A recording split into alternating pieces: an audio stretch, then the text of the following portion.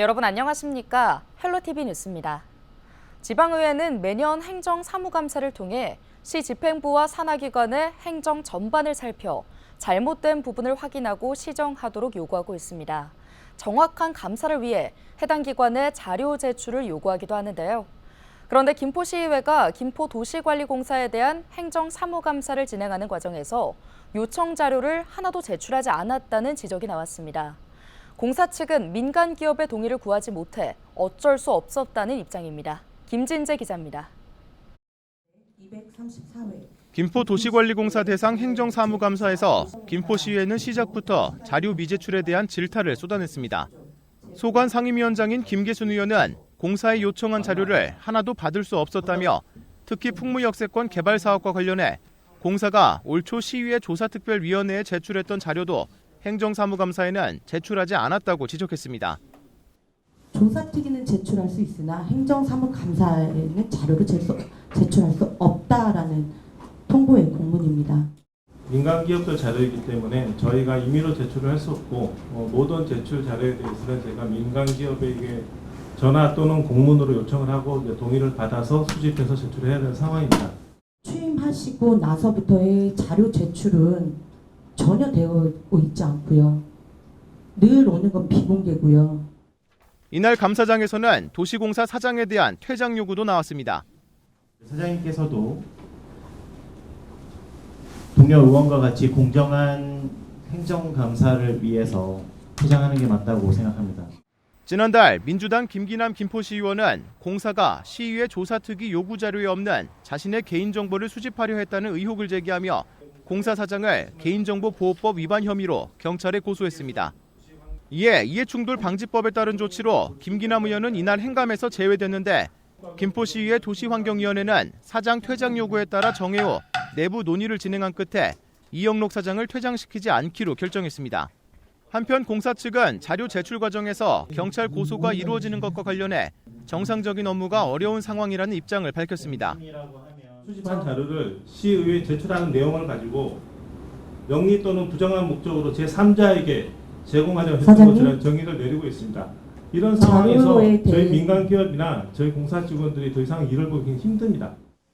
이날 행감에서는 김포시가 풍무역세권 개발 사업 부진에 국제 스케이트장 유치를 추진하는 것과 관련해 대한체육회에 부지를 어떤 방식으로 제공하려는지에 대한 질의도 나왔습니다. 지금 유치하겠다고 하는 공간이 저희 풍무역세권 개발 안에 있고요. 일부는 공원 부지입니다. 이 전략 투자자분들이 손실 문제 부분에 있어서 저희 도시관리공사하고 사전 협의에 대한 부분을 어떻게 논의했고 어떻게 동의가 됐고 기부 체납은 힘든 부분이고 그거에 대한 손실에 대해서 얘기했는 거고요. 풍무역세권에 있는 토지를 정식으로 감정평가에 따라서 기준으로 매입을 하겠다는 사항으로 김포시의회는 14일 현지 확인 일정을 끝으로 행정사무감사를 마무리한 뒤에 오는 17일부터 부서별 결산 및 예비비 지출 승인안을 심사할 계획입니다. 헬로티비 뉴스 김진재입니다. 비아파트 시장의 역전세 상황이 지속되는 가운데 전세보증금 반환 사고와 사고 금액이 눈덩이처럼 늘고 있습니다. 지난 4월 인천 미추홀구의 보증사고율은 57.1%를 기록했고 부평구의 보증사고율도 37.5%까지 치솟았습니다. 이관성 기자의 보도입니다. 비아파트 시장의 전세 보증 사고가 감당하기 어려운 수준으로 늘고 있습니다. 올해 들어 지난 4월까지 인천에서 발생한 전세 보증금 미반환 사고는 모두 7,300여 건, 지난해 같은 기간 발생한 1,500여 건의 약 5배에 이릅니다. 전세 보증금 사고 금액 증가도 마찬가지입니다. 지난해 1월부터 4월까지 발생한 인천 지역 전세 보증금 사고액은 약 2,800억 원, 올해는 같은 기간에 1조 3,600억 원을 넘어섰습니다. 지역별 전세 보증 사고율로 보면 전세 사기 피해가 컸던 미추홀구가 가장 심각합니다. 지난 4월 미추홀구 보증 사고율은 57.1%까지 늘어났고 부평구와 남동구에서도 각각 37.5%와 28.5%까지 늘어났습니다. 수도권 보증 사고율 11%보다 3배에서 5배 가까이 많은 사고율입니다. 빌라와 오피스텔 전세 보증보험 가입 세입자들이 집주인에게서 보증금을 제때 돌려받지 못하는 일은 하반기에도 계속 늘어날 것으로 보입니다. 비아파트 부동산 시장의 역전세 상황이 바뀌지 않고 있기 때문입니다. 보증보험을 가입을 해야 되는데 그 기준이 공시가격 150%에서 126%로 낮아지게 되면서 정상적인 물건들도 지금 다 역전세가 되고 있는 상황이기 때문에 이런 숫자 자체가 줄어들기는 현실적으로 좀 어려운 부분이 있고요. 전세가가 크게 떨어진 채 계약 만기가 다가오는 집들은 여전히 많이 남아 있습니다. 집주인들이 보증금을 돌려주지 않아 전세 사기 피해자가 된 세입자들은 지난 1년 동안 전국에서 17,000명이 넘은 상황입니다. 헬로티비 뉴스 이관서입니다. 인천 지역 일부 대학병원이 대한의사협회에 오는 18일 전면 휴진에 돌입하기로 한 가운데 개원이들도 동참하기로 해 의료 대란이 현실화될 전망입니다. 인하대병원 교수협의회와 길병원 교수협의회는 최근 구성원 100명을 대상으로 의협의 전면 휴진에 대한 의견을 묻는 설문조사를 진행했고 현재까지 80% 이상이 찬성하는 것으로 나타났습니다. 이에 따라 보건당국은 의료 대란에 대비하고 있습니다. 인천시는 보건소에 들어온 휴진 신고를 분석해 휴진율이 30% 이상을 넘어가면 즉시 개원이 등을 상대로 업무 개시 명령을 내린다는 방침입니다. 명령 불이행 시 업무 정지 15일과 1년 이내에 의사면허 자격 정지를 처분하기로 했습니다. 3년 이하의 징역 또는 3천만 원 이하의 벌금이 처분도 가능합니다. 시는 또 군구 보건소에 대해 오후 8시까지 연장 진료를 하고 인천의료원 등 공공병원도 연장 진료에 나설 수 있도록 협조를 구하고 있습니다. 부천시가 보건소 연장 진료를 주말인 토요일까지 확대하는 등 비상진료 체계를 강화합니다.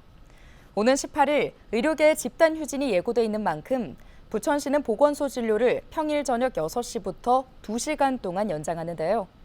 부천시 보건소는 화요일과 목요일에, 소사보건소는 월요일과 수요일, 오정보건소는 금요일에 연장 진료합니다. 또 토요일에는 부천시 보건소만 오전 9시부터 낮 1시까지 문을 엽니다. 5.18 민주화운동을 폄훼하는 내용의 인쇄물을 시의원들에게 돌렸다가 고발된 허식 전 인천시의회 의장이 경찰 조사에서 무혐의 처분을 받았습니다. 인천경찰청 반부패 경자 1개는 5.18 민주화운동 등에 관한 특별법 위반과 명예훼손 등의 혐의로 고발된 허 전 의장에 대해 혐의 없음으로 불송치 결정을 했다고 밝혔는데요. 앞서 허 전 의장은 지난 1월 2일 시의원 40명 의원실에 특정 언론사가 제작한 5.18 특별판이라는 제목의 인쇄물을 배포한 바 있습니다. 이에 시민사회단체는 이 인쇄물에 5.18은 북한과 DJ 세력이 주도한 내란 등의 문구가 포함돼 5.18 특별법을 위반했다면 허 전 의장을 고발했습니다.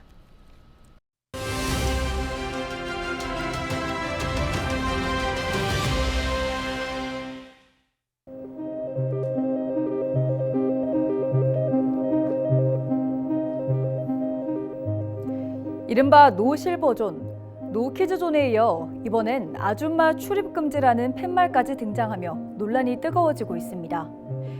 인천의 한 헬스장에 부착된 안내문인데요. 아줌마 출입금지, 교양 있고 우아한 여성만 출입 가능이라고 쓰인 겁니다. 업주 측은 중년 여성 회원들이 수건이나 비누와 같은 비품을 무단으로 가져가거나 샤워실에서 한두 시간씩 빨래를 내 민폐를 끼쳤다고 주장한 것으로 전해졌습니다. 또 젊은 여성 회원들의 몸을 보고 평가하는 등 성희롱성 발언을 해 다른 고객들로부터 불평이 제기됐고 실제 매출 감소로 이어졌다면서 경고성으로 안내문을 붙여놓은 것이라고 해명했다고 합니다. 이해 못할 바는 아니지만 그렇다고 중년 여성 전체를 싸잡아 비난하면서 출입을 제한하려는 조치는 합리적이지 못하다는 지적도 있습니다. 손해를 끼치거나 다른 손님들에게 불쾌한 행동을 하는 손님에게 적절한 조치를 해야지 왜 특정 연령대의 여성 전체를 비아냥거리냐는 비판인데요. 어르신들이 겨냥한 노실버존 논란과 함께 벌어진 아줌마 출입금지 논란. 여러분은 어떻게 생각하십니까? 헬로티비 브리핑이었습니다.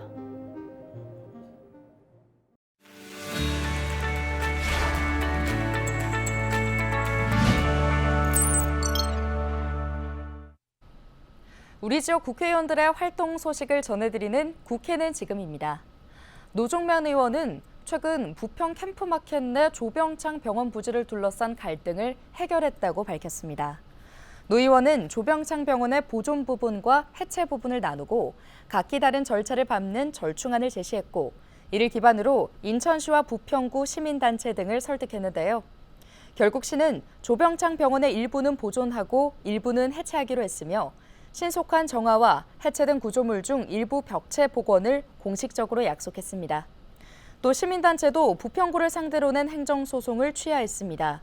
여기에 노 의원은 캠프마켓 내 어린이 공간과 시설을 비롯해 대형 주차장 확보와 부영로 지하화를 통한 상부 공간 공원화 등 3가지 내용을 제시하기도 했습니다. 서영석 의원이 당론 추진 법안으로 경로당 주 5일 점심 식사를 제공하게 하는 노인복지법 일부 개정 법률안을 대표 발의했습니다. 해당 법안은 경로당에 대한 국가와 지방자치단체의 운영비 보조 규정을 신설하는 내용으로, 민주당이 지난 22대 총선에서 공약으로 발표한 경로당 주 5일 점심 밥상 제공에 근거가 될 예정입니다. 이건태 의원이 표적수사금지법을 대표 발의했습니다. 표적수사금지법은 형사소송법 개정안으로 수사기관은 정당한 절차와 방법에 따라 범죄 혐의가 드러나지 않음에도 특정인을 처벌하기 위한 목적으로 계속 혐의점을 찾는 행위를 할 수 없도록 하는 것을 골자로 하는데요. 또 영장 청구를 받은 지방법원 판사는 별건 수사 또는 표적 수사에 대해 의심이 드는 경우 영장을 기각하도록 하는 내용을 담고 있습니다. 표적수사금지법 발의에는 이건태 의원을 포함해 의원 50명이 동참했습니다. 김주영, 박상혁 의원이 정부의 5호선 연장 사업의 신속한 진행을 촉구했습니다. 두 의원은 최근 공동성명서를 통해 정부 여당의 지자체 간 노선 합의 핑계를 댈 것이 아니라 5호선 연장 사업이 계획대로 차질 없이 진행될 수 있도록 모든 권한과 책임을 다해야 한다고 지적했는데요. 특히 김포 골드라인 혼잡률이 높은 상황에서 향후 콤팩트시티 등으로 인한 수요 폭증도 예고된다며 국토부 직권으로 노선을 확정하라고 정부와 여당에 촉구했습니다. 지금까지 국회는 지금이었습니다.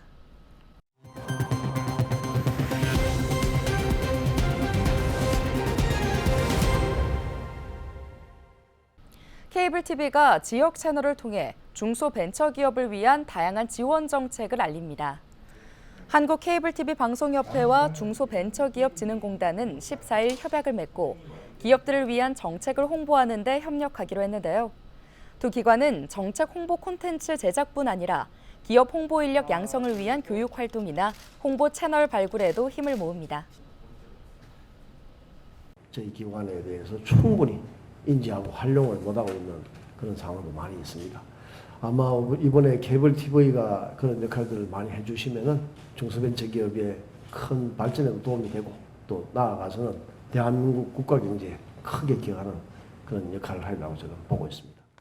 이번 협약식은 정부가 지역 중소벤처기업을 해서 추진하고 있는 다양한 지원책들이 있는데, 이런 정보에서 소외된 그 사람들이 없도록, 그런 혜택을 놓친 일이 없도록 우리 케이블 TV 지역 매체가 보다 다양한 보도나 프로그램을 통해서 적극 지원한다, 이런 의미가 있습니다. 인천에서 연이어 화재가 발생했습니다. 14일 새벽 2시 14분쯤 인천시 연수구 선악동에 있는 꽃집 비닐하우스에서 불이 났는데요.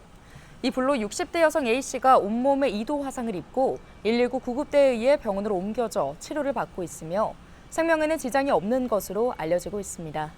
또 비닐하우스 2개 동과 집기류가 모두 타 소방서 추산 550만 원 상당의 재산 피해가 발생했습니다. 불은 1시간 4분 만에 완전히 꺼졌으며 경찰과 소방당국은 비닐하우스 안 냉장고에서 불이 시작한 것으로 보고 정확한 화재 원인을 조사하고 있습니다. 앞서 지난 13일 저녁 8시 30분쯤 인천 서구 성남동에 있는 캠핑카 제조업체 공장에서도 화재가 발생했는데요. 이 불로 지상 2층, 연면적 430제곱미터 규모 건물 2개 동이 불에 탔지만 인명피해는 없었습니다. 소방당국은 화재 발생 31분 만에 관할 소방서 인력 전체가 출동하는 경보령인 대응 1단계를 발령하고 진화 작업을 벌여 오후 11시 33분쯤 초기 진화했습니다. 소방당국은 정확한 화재 원인을 조사하고 있습니다. 뉴스 마칩니다. 고맙습니다.